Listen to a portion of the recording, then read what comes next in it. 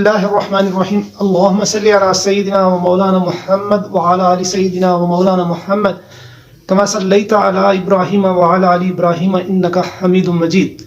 जी viewers, आज बिलावल भुट्टो ज़रदारी ने अदलिया पर तनकीद की और उसने कहा कि अदलिया का दोहरा म्यार नहीं होना चाहिए। ज़मान पार का वज़ीर आज़म हो तो उसे तारीख पे तारीख, टाइम पे टाइम दिया जाता रहा हो। ये सारे लोग, पीडीएम के सारे लोग, मैं बारहा आप लोगों से कह चुका हूं और खास तौर पर आज मैं पीपल्स पार्टी के अपने दोस्तों से जो उसके सपोर्टर्स हैं उन्हें कहूंगा कि होश के नाखुन लें, अपनी अकल को इस्तेमाल करें। किस भोंगे अंदाज से, किस तरीके से ये लोग आप लोगों को गुमराह करते हैं। ये कहते हैं कि आइन 73 का 1973 के आइन के तनाजुर में, ये किसी का फिक्र है ना, ये कहते हैं कि वो आइन हमने दिया, भुट्टो ने दिया, बिलावल के नाना ने दिया।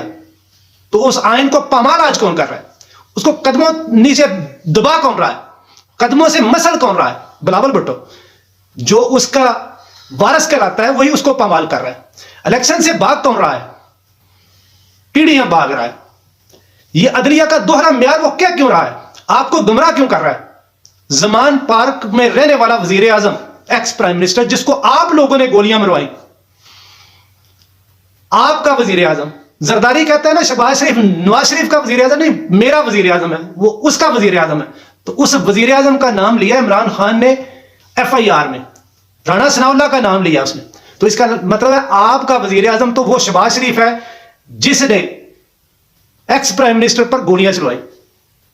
तो अब जब उस एक्स वजीर आजम ने अपनी 2 असेंबलियां कुर्बान कर दी कि मुल्क में अदम इस्तेहकाम खत्म हो, फ्रेश मैंडेट के साथ जो हुकूमत आएगी वो मुश्किल फैसले कर सकेगी, ताकि मुश्किल फैसले करने के बाद मुल्क की मईशत बेहतर हो सके, मुल्क से दहशतगर्दी खत्म हो सके।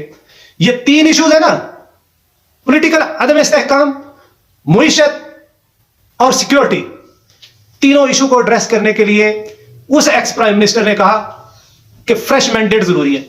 और सब मानते हैं कि ये फ्रेश मैंडेट जरूरी है, वही हुकूमत फैसले कर सकती है। और यह इसका दोहरा म्यार देखो कि अगर 73 के आइन जो आप उसके गोल्डन जुबली बनाने जा रहे हो और जिसको पांव तले रोंद रहे हो खुद ही, अगर आप इलेक्शन कराना चाहते थे फिर इलेक्शन 90 रोज में हो क्यों नहीं रहे? आप क्यों उसमें रुकावट बन रहे हो कि एजाजुल हसन और मुज़ाहिर अली नकवी को फुल कोर्ट बनाया जाए, फरूक एस नाइक, और इन 2 जजों को उसमें से निकाल दिया जाए? क्यों कह रहे हो आप लोग? क्या एजाजुल हसन उस बेंच में बेंच का हिस्सा नहीं था जिसने 9 अप्रैल को आप लोगों को अदम एतमाद करवाया? वही एजाजुल हसन साहब है। तो आपको किन पे एतराज है, किन लोगों पे एतराज? यानी जो अब आपको नजर आ रहा है कि ये इलेक्शन करवा देंगे और असल आप लोग भाग रहे हो कि 3 मार्च को, आज 26 गुजर चुकी, तकरीबन 27, 28 और 3, 5 दिन के बाद वो बेंच 3 रुकनी बेंच सुनने जा रहा है केस ओवरसीज पाकिस्तानी के वोट का हक, जो आप लोगों ने खत्म करा दिया। एक बेंच काम कर रहा है नैब के केसेस पे, अभी नैब के केसेस को छोड़ देते हैं। ये अगर बेंच जो सुन रहा है ओवरसीज पाकिस्तानियों के वोट का, अगर ये वोट उन्हें मिल जाता है तो आपको नजर आ रहा है कि हम हार जाते हैं। और आप उसको तो छोड़े, अभी आप राजनपुर के इलेक्शन में देख ले, आपके बंदे ने लिए पीपल्स पार्टी 18,000 वोट, अभी तक जो 219 पोलिंग स्टेशन का रिजल्ट आ चुका है, और 18,127 वोट। और नून लीग के अम्मार ने लगारी ने लिए 49,700 कुछ वोट, और पीटीआई के मोहसिन लगारी ने कितने लिए? ये दोनों जो आपके कैंडिडेट्स थे, ये धांधली भी आपने की।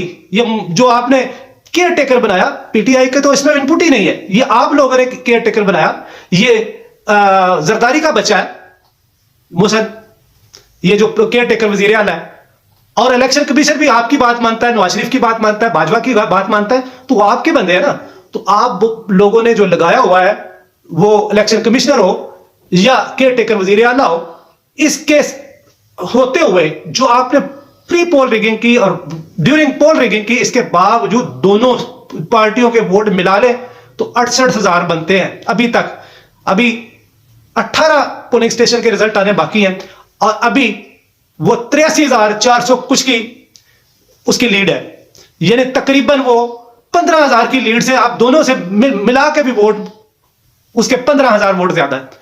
अभी धांधली आप लोगों ने की है, इसके बावजूद इसीलिए मैं पीपल्स पार्टी के वो जो सपोर्टर्स हैं, जो वर्कर्स हैं, मेरे दोस्त हैं, उन्हें इस्तदा करता रहता हूं, अपने दिमाग को खोलो। वो आपने तो मौलाना तारिक जमील को नहीं छोड़ा, मौलाना तारिक जमील पर बहतान लगा दिया आप लोगों ने, उनको लोगों की नजरों में गंदा करने की 50 अरब निकलाया। ये तो वक्त आएगा तो पता चलेगा कि आप लोग क्या खेल खेल रहे थे। एक तरफ 50 साल गोल्डन जुबली मना रहे हो और उसका क्रेडिट ले रहे हो, उस पाँव में रोल रहे हो उसी को, उसी आयन को। उस आयन में 90 डेज में इलेक्शन होते हैं। अगर आपने इलेक्शन नहीं करवाने तो फरूक लतीफ खोसा को निकाल दो, रजा रब्बानी को निकाल दो, चौधरी एतजाज अहसन को निकाल दो, पार्टी में से वो तमाम लोगों को निकाल दो जो आयन की पासदारी की बात करते हैं। पीपल्स पार्टी में से उनको निकाल दो बाहर। लेकिन ये डबल स्टैंडर्ड आप लोगों के हैं। आपने वो लोग भी रखे हुए हैं, उनकी बात नहीं सुनते आप, बात अपने दिल की मान रहे हैं आप, क्योंकि आपको फायदा नजर आ रहा है कि ये असेंबलियां लंबी खींची जाए, क्योंकि आपने सर्वे करवा ली है, आपको पता चल गया हुआ है कि इस वक्त अगर इलेक्शन होते हैं तो 10% सीटें मिलेंगी आपको, 10% आपको इसका अंदाजा है। यानी 2/3 मेजॉरिटी नहीं, 3/4 नहीं, वो क्लीन स्वीप कर रहा है पाकिस्तान से।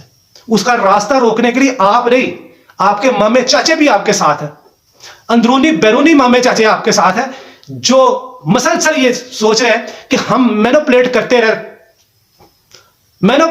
रहे, वो मुसलसल करते रहे। लेकिन आज उनसे मैनिपुलेट भी नहीं हो रहा। वो रिजल्ट जो तब्दील करवा दिए जाते थे, रात को उस्मान डार जीता हो तो सुबह रिजल्ट ये आता है कि ख्वाजा आसफ अभी 5 साल उसने गुजारे नेशनल असेंबली की रुकनीयत और वजारत दफा का कलमदान उसके पास, वो अयाशियां कर रहा है और हारा हुआ था। अब उसने फिर दोबारा ये घिनौनी हरकत की, पुलिस के बंदे भेजे, पता नहीं वो पुलिस के थे या पुलिस की वर्दी में गुंडे भेजे, जो उसके एक बंदे को उठा लाए उस्मान डार के, उसके साथ जो किया अब वो आप खबरों में देख लें। मैं मेरे पास टाइम नहीं है उसको बयान करने का, लेकिन ये नंगा करने का जो इन्होंने डाला है कि बंदों को पकड़ो उन्हें नंगा करो। आजम स्वाति को नंगा किया, शहबाज गिल को नंगा किया, जमील फरूकी को नंगा किया, अयाज अमीर बूढ़े को तशद्दद किया, समी इब्राहिम पे किया, साबर शाकर मुल्क से बाहर, मुईद पीरजादा मुल्क से बाहर, अरशद शरीफ को शहीद कर दिया गया, ex prime minister Imran Khan पे कातलाना हमला किया और उसे गोलियां लगी हुई और तुम लोग तनो तशनी करते हो। और खुद तो देखो जरदारी बैसाखियों पे वो स्टिक पकड़ के, फरियाल तारपुर स्टिक के पकड़ के आते थे।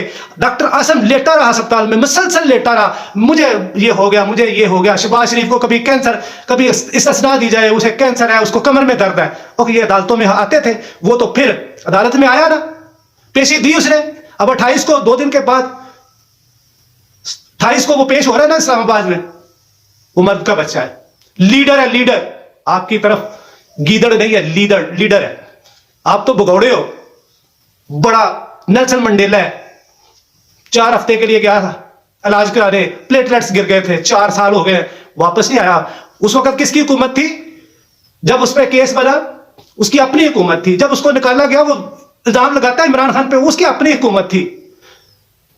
आज भी मैं प्रोग्राम देख रहा था, वो नाज बलोच कह रही थी, उस्मान डार के साथ आई हुई थी टीवी पे, वो कह रही थी कि 15 साल उसने कैद काटी, 11 साल कैद काटी उसने, आसफ अली जरदारी ने। किसने उसको कैद में रखा? किसने? इमरान खान ने रखा उसको, नवाज शरीफ ने कैद में रखा, और नवाज शरीफ को जरदारी ने रखा। ये आपस में ही रखते रहे। इमरान खान 3 साल 8 माह रहा, उसमें अगर केसेस कोई बने वो बताए कौन से केसेस आप पे बने? वो पहले आपके केसेस थे, आपके दौरों के केस थे, नवाज शरीफ के दौर के केस थे, या आपके दौर के केस नवाज शरीफ पर थे? इमरान खान में तो आप लोगों पे कुछ नहीं किया, अगर किया तो वो बता दे। लेकिन इसी तरह फिर आप पे होंगे केसेस, होंगे, फिर आप इल्जाम लगाएंगे इमरान खान। उसका मुकाबला तो आप कर नहीं सकते, उसका मुकाबला आप कर नहीं सकते। ये जो अभी आज के शिकस्त हुई है, इतनी धांधली के बावजूद, वसाइल इस्तेमाल करने के बावजूद, तमाम पार्टियां और उनके सहूलतकार मिलकर सब कुछ करने के बावजूद जितनी बुरी शिकस्त हुई है, ये देख लें। उधर वो राणा सरावला कहता है जेल भरो तहरीक फ्लॉप हो गई, ये हो गया, ये डूब मरो तहरीक है। वो गुजरांवाला से भी आज 75 बंदे जेल चले गए, और वो शोर करते रहे कि गाड़ियां भेजो, गाड़ियां भेजो। जो गाड़ी आई थी वो फुल होके चली गई, और कहा गाड़ियां भेजो, उनके पास गाड़ियां नहीं। तो इस तरह क्रेडिट नहीं लिया जा सकता। आप झूठ बोलते रहे, आपके बंदे बेचारे, अल्लाह उनको भी हिदायत दे, वो समझ ही नहीं रहे आप लोगों की चलाकियों को। सारा आप हमें बर्दाश्त करना पड़ता है, गरीबों को बर्दाश्त करना पड़ता है, महंगाई हमें सफर करनी पड़ती है। आप लोगों ने किया क्या? वक्त आने दे, अल्लाह करे वो वक्त आए कि आपको बर्दाश्त करना पड़े और आपके साथ वो कुछ हो जो गरीब लोगों के साथ गरीब लोग ही करते हैं। आप गरीबों को गरीबों के जरिए ही मरवाते हैं। जो थानेदार है वो भी गरीब है, जो डीएसपी है वो भी गरीब है, शहादतें देता है गरीब, और मजे उठाते हो आप लोग। अब तक के लिए इतनी दुआ में याद रखिएगा। अपने इस चैनल को भी याद रखिएगा, सब्सक्राइब कीजिए, बेल आइकन को प्रेस कीजिए, लाइक करें, कमेंट करें और अपने दोस्तों के ग्रुप में शेयर करें। अल्लाह हाफिज।